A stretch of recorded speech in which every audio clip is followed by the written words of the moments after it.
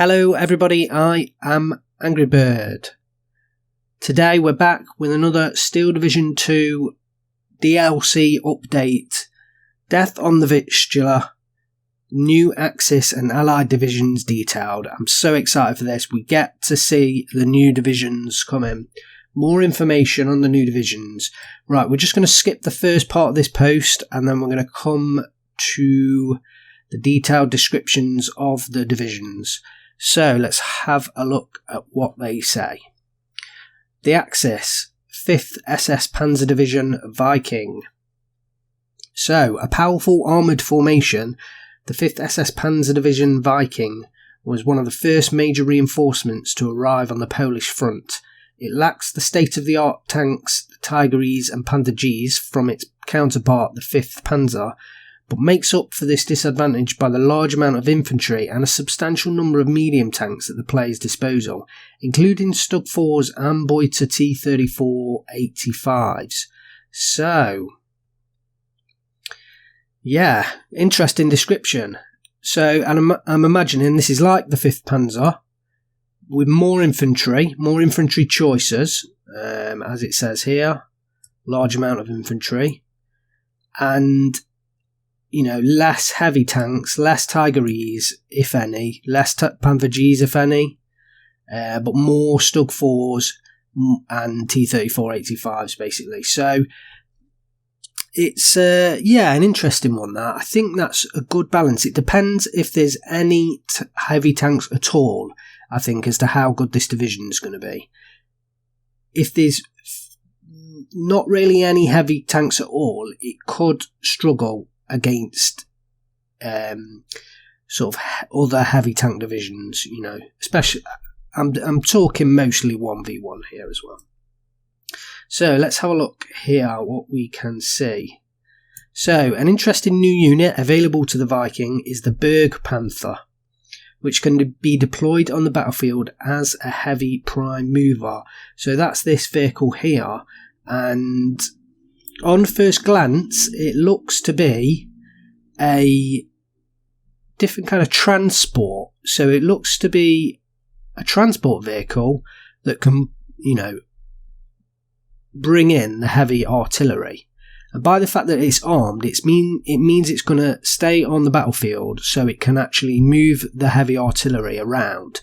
Whereas a lot of the time in other divisions, you bring in the heavy artillery with a standard transport, and then the transport will disappear because it's not armed, and then you've got nothing to move the heavy artillery around.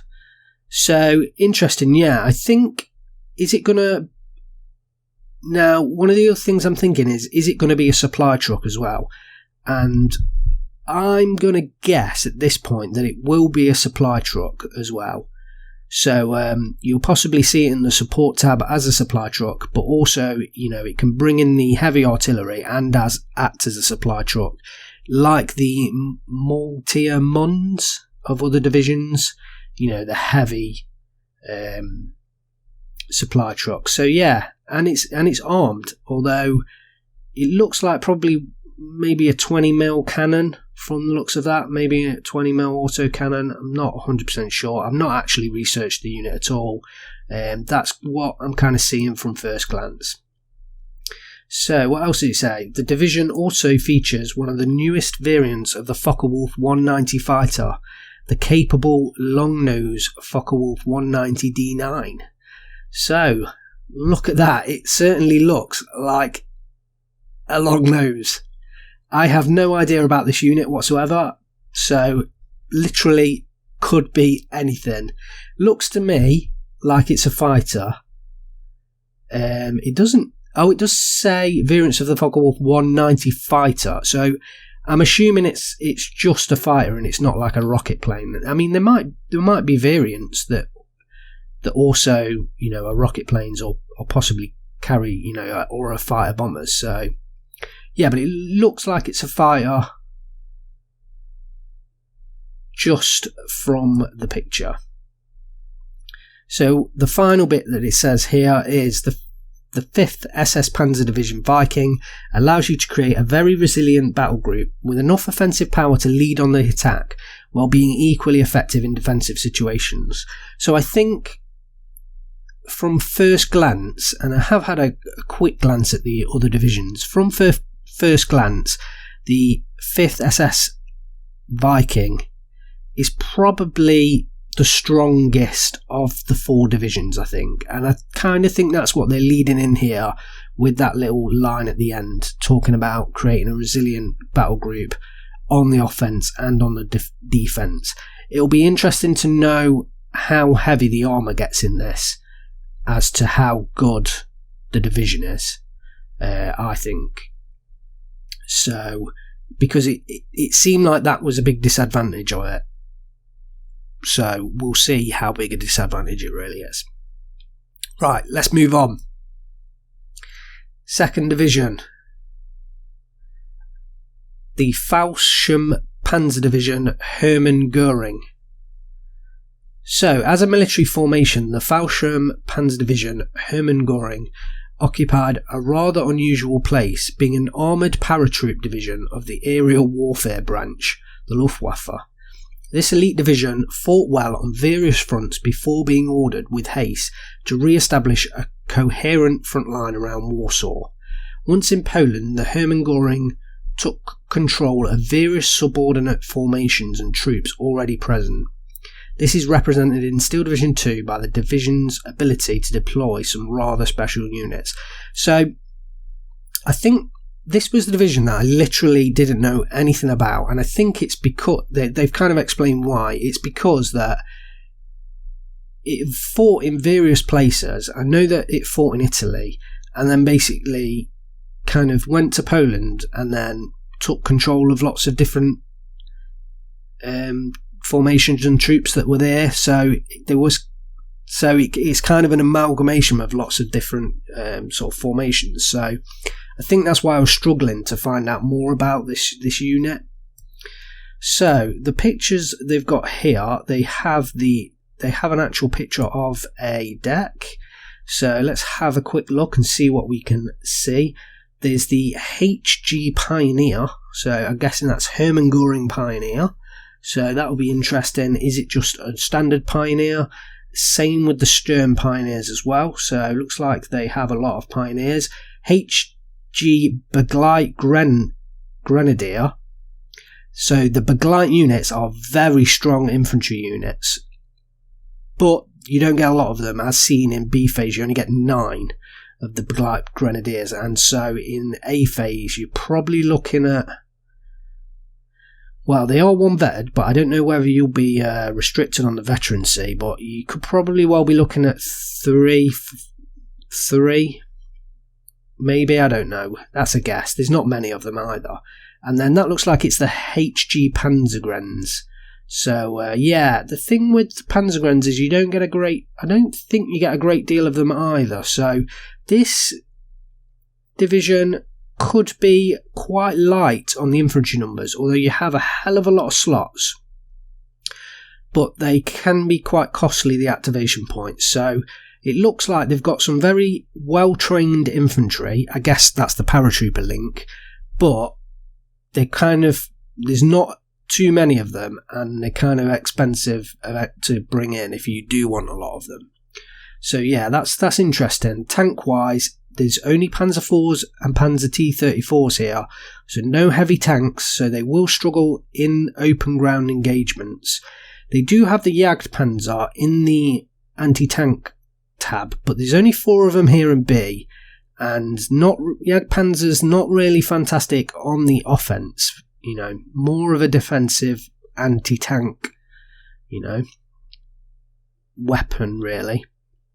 So there's the Sturm Tiger in B, 2 of them in B, so don't know whether you'll be able to take them in different phases or with different veterancy. It may be just limited to those 2 in B. Who knows at this point, but that's the standout unit of this division. Certainly lots of anti-air units, Flak SDKFZ 7-1s. They are fantastic artillery unit, anti-air units. I'm not sure whether there will be a slight rebalancing when the DLC comes out, but this anti-air section is going to wreck aircraft if it's as the game is currently now. So yeah, I guess that gives you opportunity to use your planes with quite, relative freedom if the enemy planes are getting wrecked.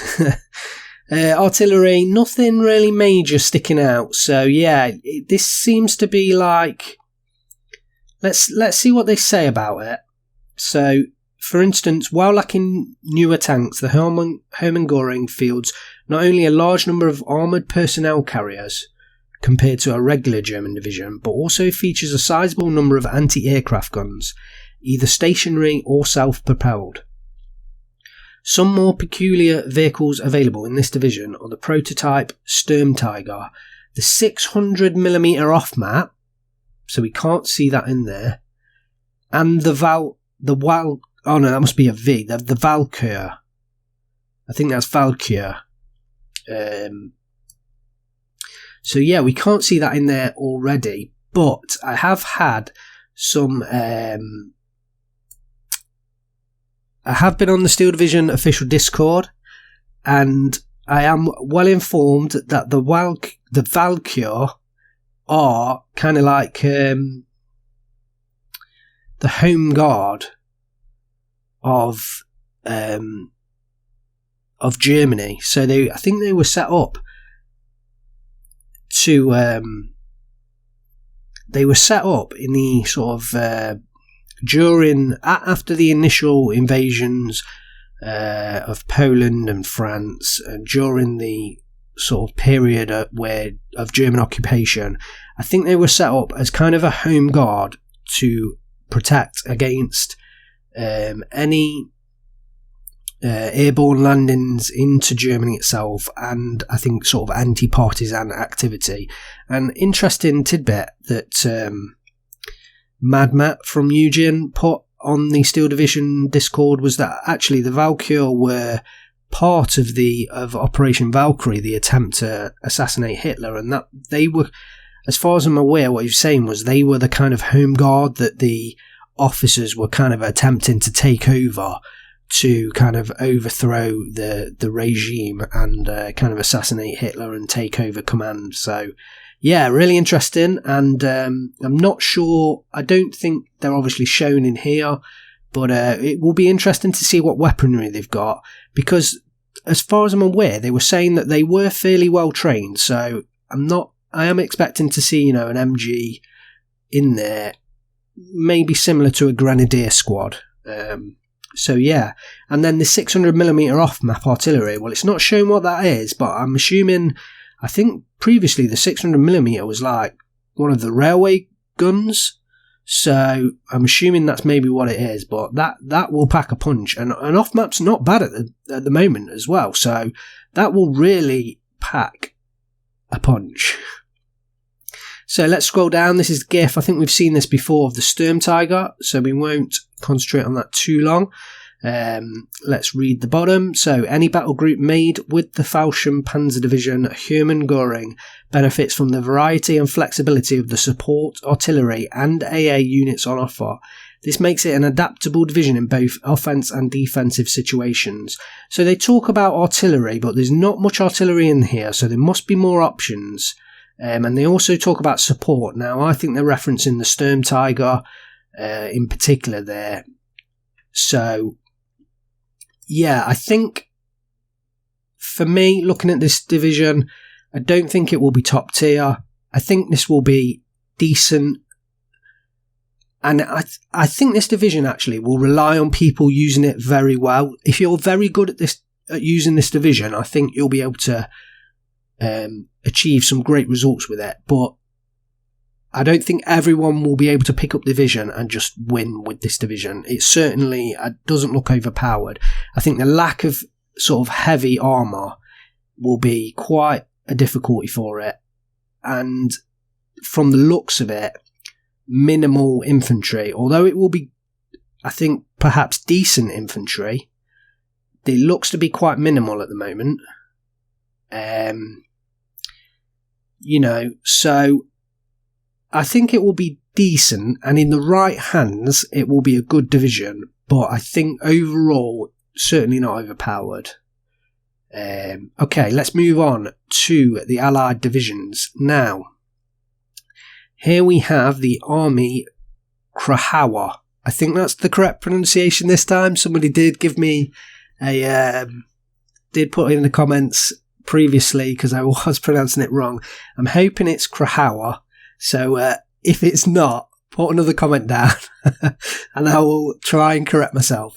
So, the Army Krajowa, also known as the Home Army, was the underground military branch of the Polish government in exile that after many years of hit-and-run attacks sprung fully into action during the Warsaw Uprising. In Steel Division 2, the Army Krajowa is an unconventional division, fielding a broad array of weapons, including a handful of captured German tanks. You will have access to Panzer IVs, Hetzers, Panthers, and even Tiger heavy tanks. But as an infantry-centric force, the Army Krajowa is best used in close combat situations. So, as predicted, captured German equipment, we can see it. Captured Tiger tank, captured Panzer IV-H. So yeah, I think this is as I kind of expected actually, and this was one of the divisions I kind of were able to research the most. So yeah, excited about this division. And it talks about unconventional kind of setup, so yeah, definitely excited. Oh, so let's read a bit more. It says, it excels in these types of close and personal battles, even against armoured opponents, and is very reliable when used on the defence. It fares less well on the attack, and a battle group formed from the Army Krajowa division depends on friendly support to accomplish an offensive mission. So, I think this is trying to say it's not going to be overpowered at all. I think this is kind of trying to say this is a team game division. So, I mean, there is a deck of it. So let's try and find that. What's this top one? Okay. So here's one of the decks for the Army Krajowa, and we've got. Let's have a look at it. So we've got snipers, and they look like recon, potentially like the dozers, 2-man recon teams. We've got the Universal Carrier, so there's the British element, and interesting. No idea what this unit is. Perhaps civilians, partisans, something like that, with the clothing that they've got on. No idea what that unit is. And then it looks like we've got perhaps more standard infantry. Okonichi, is that? I think they perhaps look like more partisan, especially with the numbers in A of 12 and the sort of clothing that we can see a tiny bit. So they're probably more partisan.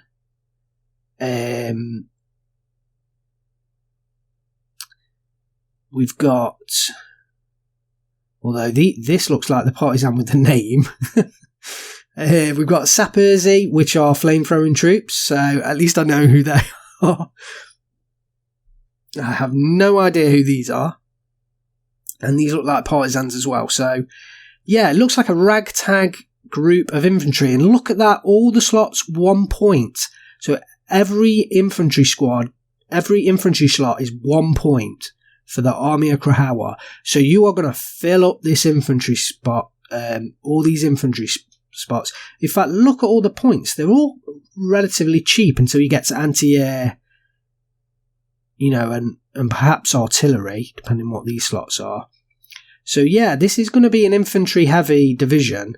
I mean, let's have a look at the tanks. We've got the Chwat, which is a Jagdpanzer 38T. We've only got one of them in A, and I think that's all you're going to get. So just one. We've got one Tiger in B, and I've got a feeling that's all you're going to get. Just one. and we've got a Panther G in B phase. We've got 2 of them here, 2 cards.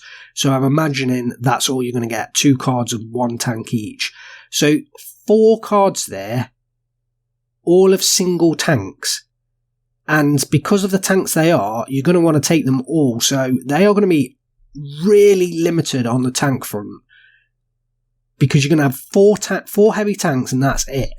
I'm imagining, if you look here, C-phase T70s and C-phase T3476s, that, I reckon that entire tank tab is probably pretty much the entire tank tab for the whole division. You maybe get more choices of T70s, but I reckon that's it.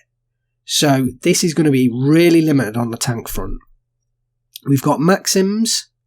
We've got an officer in support, so I'm guessing that's the commander. And we've got the supply truck there.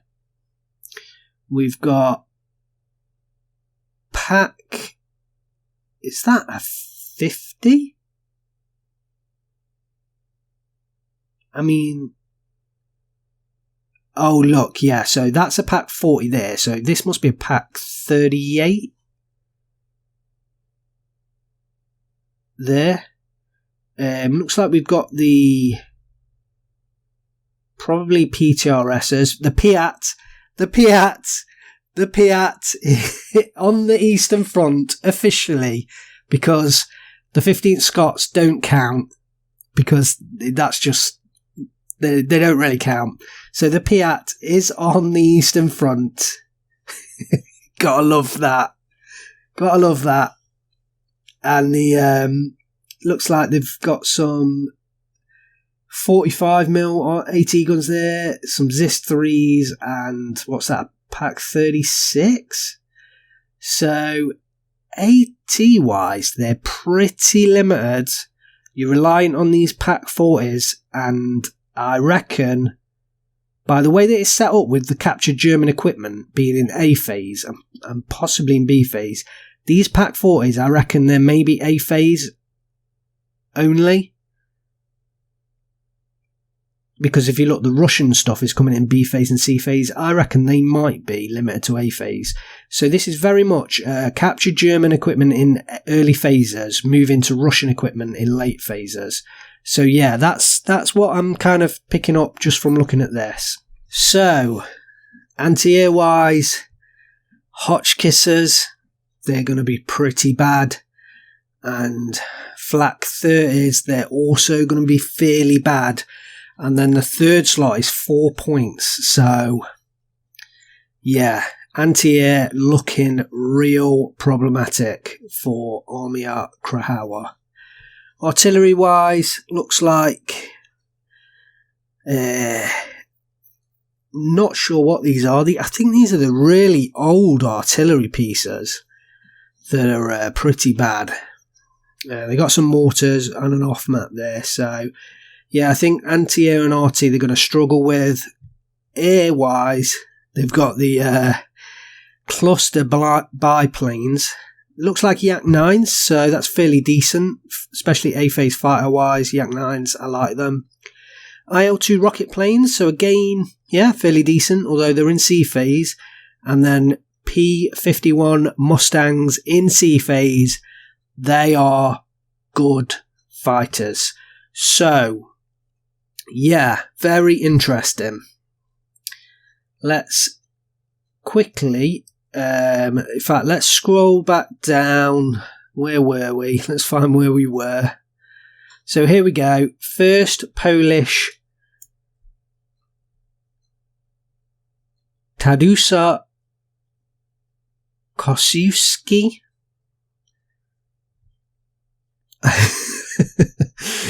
Infantry Division. So, the 2nd Polish Fighting Force, included in the Death on the Vistula DLC, is the 1st Polish Infantry Division. I'm going to stop trying to pronounce that. This Soviet-controlled formation was formed from Polish exiles, POWs, and civilians from liberated territories. Being part of the Red Army, it was kept in reserve until combat moved to Poland and the liberation of Warsaw seemed imminent. So we have a look at the deck. Let's just read what it says first. So it says, modelled after a typical Soviet rifle division, means that the 1st Polish Infantry Division is able to field a lot of infantry and is well supported by tanks and armoured reconnaissance troops.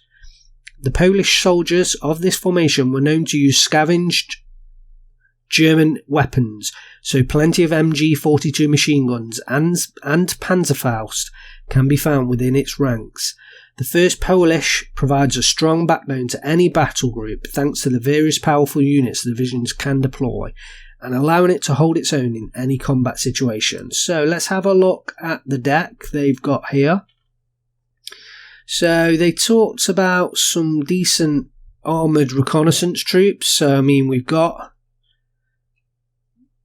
the Su-57 there, which is a decent unit at 50 points, and it's fairly quick into the battlefield with a good gun. So yeah, I kind of see that connection, but outside of that, yeah, recon's not in the best spot now. So having good recon is not really an advantage for a division right now. So yeah, we'll give a pass on that.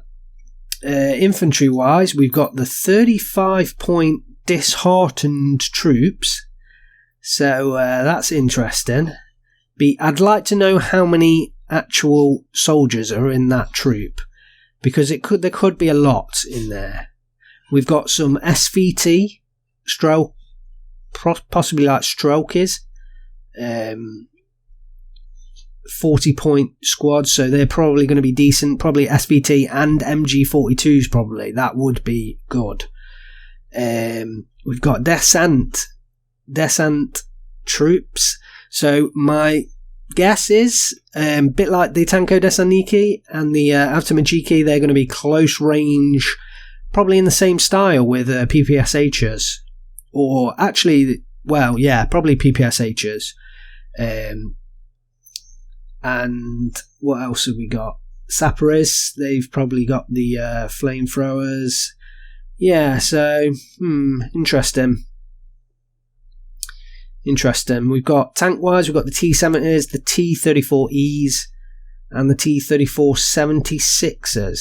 So they said that this was well supported by tanks, but there's not any heavy tanks in this lineup. So the assumption is that it's well supported in terms of numbers, but not necessarily in terms of heavy armour. My guess is this is more, it's got a lot of medium tanks. But I mean, it's not even got the T-34-85s in this lineup right now. So to me, this is looking like a lot of light tanks. So yeah, this is an interesting looking division so far. We've got the NKVD in the support tab, finally coming out of the infantry tab. Might give them a tiny bit of use. I mean, they do help with the disheartened troops because they stop those disheartened troops from falling back, whereas the leader units don't. The leader units stop them surrendering, whereas the NKVD stop them falling back. So yeah, they possibly might see action depending on the number of support cards and what else is in this support tab that we can't see, because there are a number of, it looks like you've got the option to bring quite a lot of disheartened troops, so they could prove fairly valuable. We've got what looks like to be maybe a Maxim or an SG-43 there. What else? We've got some Su-76s, although they're the anti-tank versions, with a radio, and I'm not seeing many other radios, so that might come in handy. We got M42s and ZIS-3s, as well as Su-85, so it looks like the Su-85 is probably going to be one of the heaviest tanks. The M17 in the anti-air tab looks tasty, so that's going to be a decent unit. The Katusha in the artillery tab, also not as good as it was when the game first came out. I'm hoping they might get a little small nudge in the buff direction. Not much, but maybe a little bit. So yeah, there's those Yak 9s, or Yak 3s, sorry, in the fighter tab. Although you've only just one here with 2-star vet, so I'm not sure about that in A phase. I mean, that might just be up vetted. And then you've got the Yak, from the looks of it. I'm not sure what exact unit model there.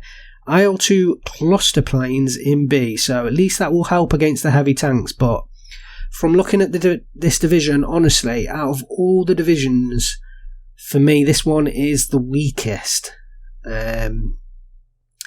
Yeah, I think this division, we will see this division being used with Vanguard and Maverick.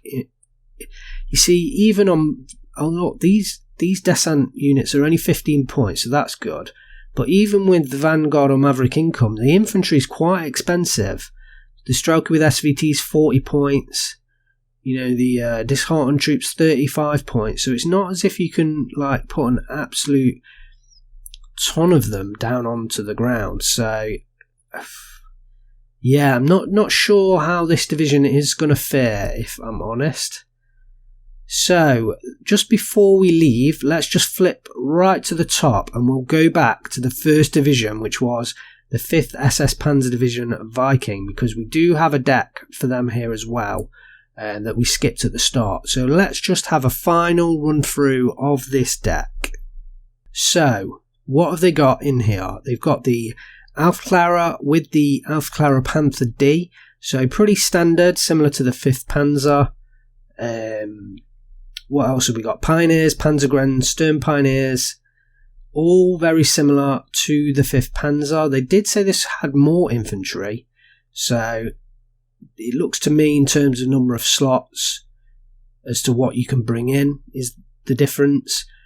In the tank department, we've got Panzer T-34s, the captured Russian versions. And they are T-34-85s as well, so they're decent in A phase.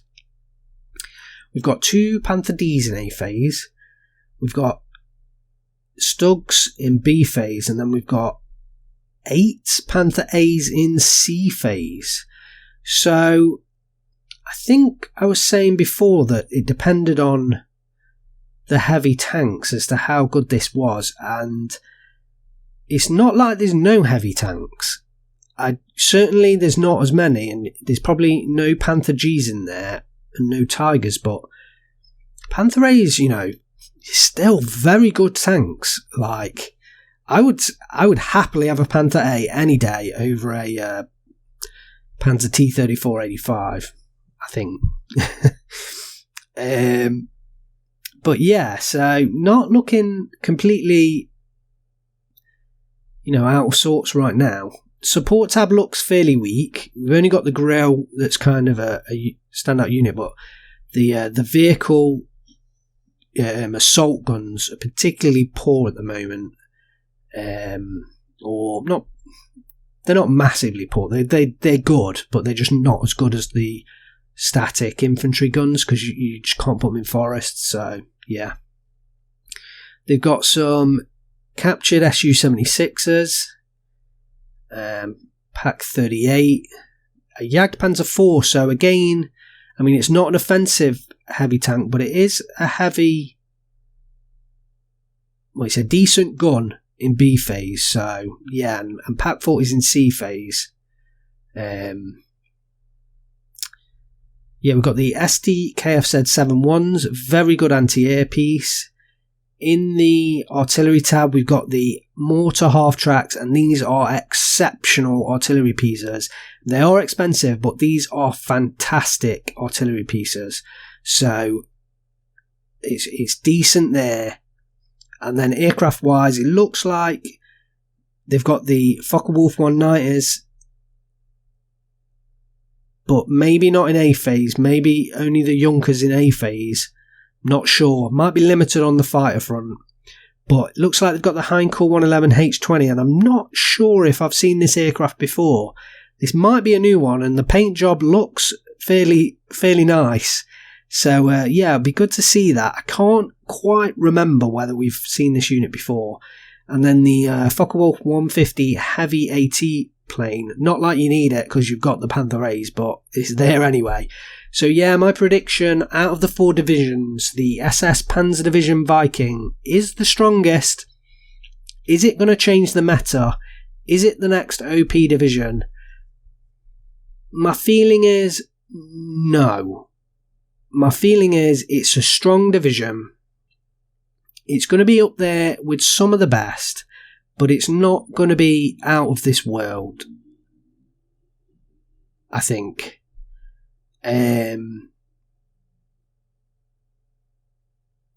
Yeah. I'm thinking 1v1, you've got decent numbers of a good equipment, but I'm just wondering whether the units on this deck right now is the best of Viking. So if this is the best that Viking can put out, then I don't think it's overpowered. I think it's probably on a decent par with 5th Panzer. I mean, it's talking about more infantry than 5th Panzer, but we're not quite seeing it here. And it's talking about less tanks than 5th Panzer, but, you know, it is probably slightly worse, but not, you know, majorly worse. So yeah, I think this is the strongest of the 4, but I don't think on the first glance that it's like meta changing. I think this will be a good division. Right, let's see. Do they say anything else at the end? We're up and down on this one. What's next? So the launch of Death on the Vistula DLC is just around the corner, releasing October 17th. I'm excited to get my hands on these divisions, and yeah, that's interesting. What is the division I am most excited for of the 4? Let me have a think. I think it's probably the Fallschirm Panzer Hermann Göring. Get my hands on that Sturmtiger. I really want to get my hands on that one. Yeah. And the infantry, it hopefully should be decent infantry. So I think that is my fate. That is the one I am looking forward to the most. Put in the comments what division you are looking forward to the most. And thanks very much for watching. If you've got any, if I have mispronounced a lot of stuff, put that down there. If I am missing some historical info, put that down there as well, because I know other people appreciate to read those comments. So yeah, please stick it down there in the comments. I appreciate all the likes and subscriptions we get, because that keeps me going. So yeah, not long now. Next Thursday it's coming out. I'm imagining there might be a post on Tuesday, although I'm not really sure what they're going to talk about. But my thought is there might be a post on Tuesday. I guess we will wait and see, and then it's all going live on Thursday. I am so excited. Thanks very much for watching. I will see you next time.